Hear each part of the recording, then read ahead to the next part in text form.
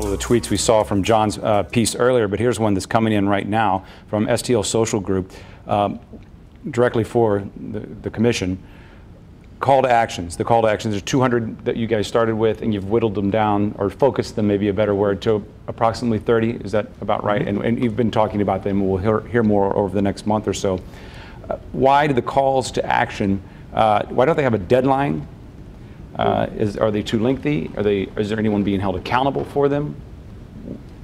Give me your thoughts on that. I'll pitch to the co-chair first. Yeah, so these calls to action, and they're all readily available right now, all 200 plus, the STL Positive Change. We encourage people to go to the website to learn, to familiarize themselves to those calls to action.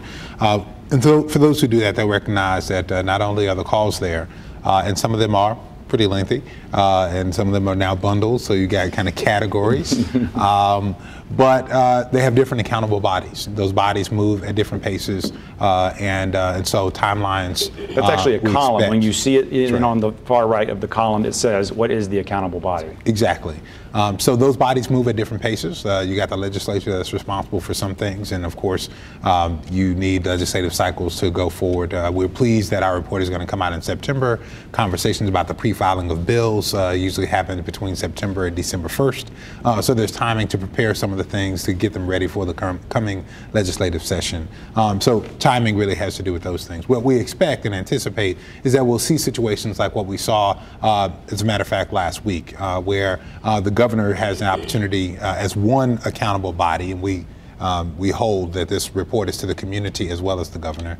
As one person who has some accountability, the governor has seen the calls to action that work their way through the Citizen Law Enforcement Working Group that Brittany and Dan Isom co-chaired as it relates to policing, police training and continuing education, asking for increased training in the areas of use of force, use of force or tactical training, culturally competent policing or anti-bias training, and officer wellness.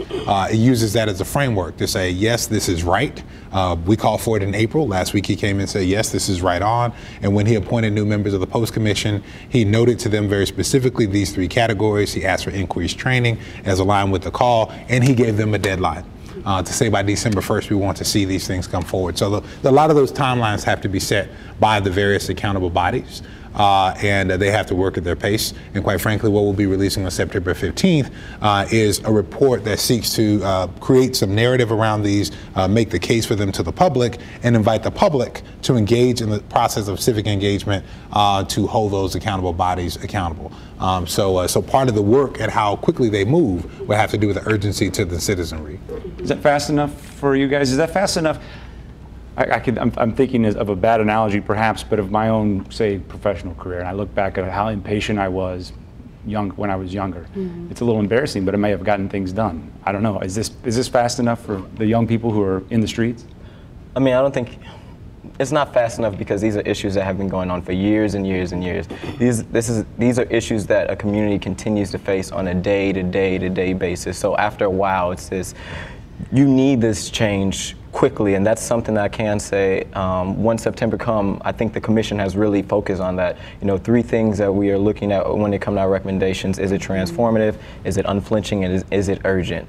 And I think the community is going to look at some of these recommendations and say, this is definitely transformative, this is something urgent that we need to act on, and this is a recommendation that's not scared, it's unflinching, it's something that the community is asking for, not elected officials that are trying to water it down, but all the recommendations that have been put forward are from the community members.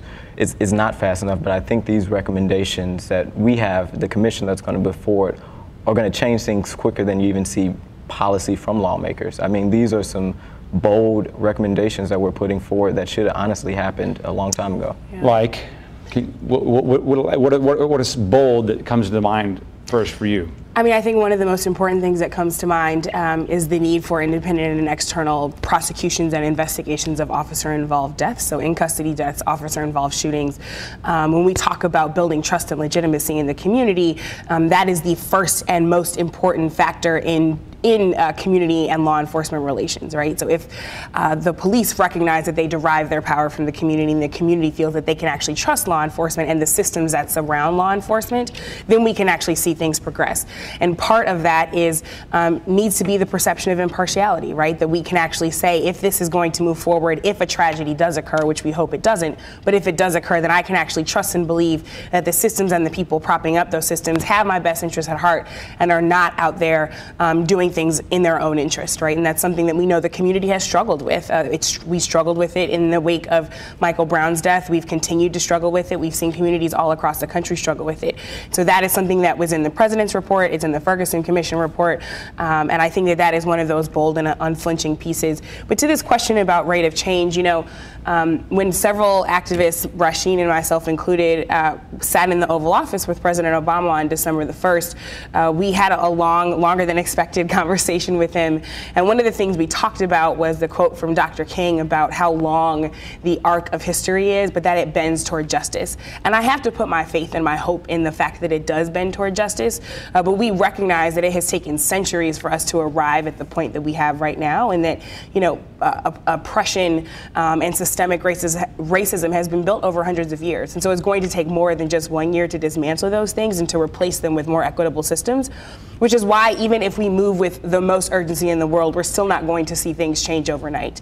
And so I think it's both important to be urgent and realistic and understand the arc of history and to have faith in that. So I'm hopeful that really, I do believe, bold and unflinching recommendations in the commission report will not just be there to hold those accountable bodies accountable, but also act as leverage for the community to say, this is what we said, it's right here codified for you in black and white, and so we're going to continue to put pressure on you from all angles to make sure these things happen. You mentioned you're sitting with the president. That was something you most likely didn't expect no, I definitely did not. 13 months ago.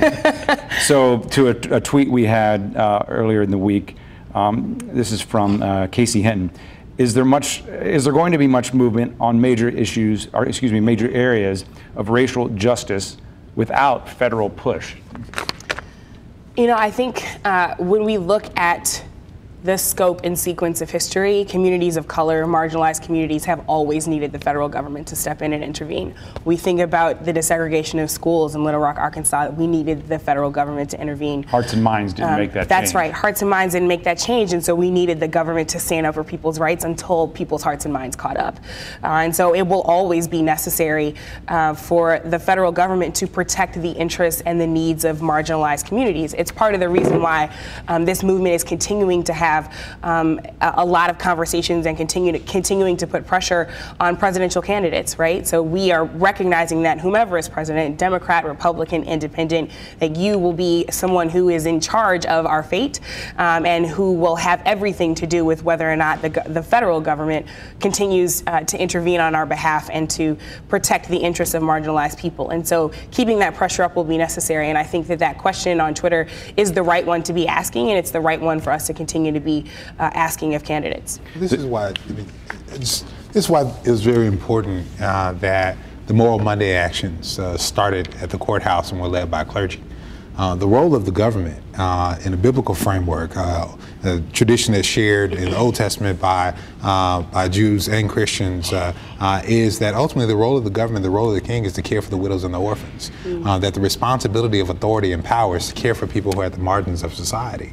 And so we go to these places. That is what government is to do, is ultimately to serve, to care for those who are marginalized by society. And so in the same way, this historical reference that Brittany made quite appropriately is a call on the Department of Justice to say, you have documented these issues, and it is within your authority and responsibility to care for those who have been documentedly discriminated by police departments across the country, in Ferguson, in Cincinnati, and other places. And so this is your work to do. And quite frankly, if you do not do this work, then you fail the task of governments. This is the task of governance in America, is the task of governance everywhere in our broad understanding in this way. So yes, absolutely need the federal government to bring its weight to bear. Quite frankly, I don't understand. I don't think you can counsel for domestic issues that presidential candidates could be talking about, that Americans want to hear about, without talking about criminalization of blackness, poverty, and youth in America. And that comes in the form of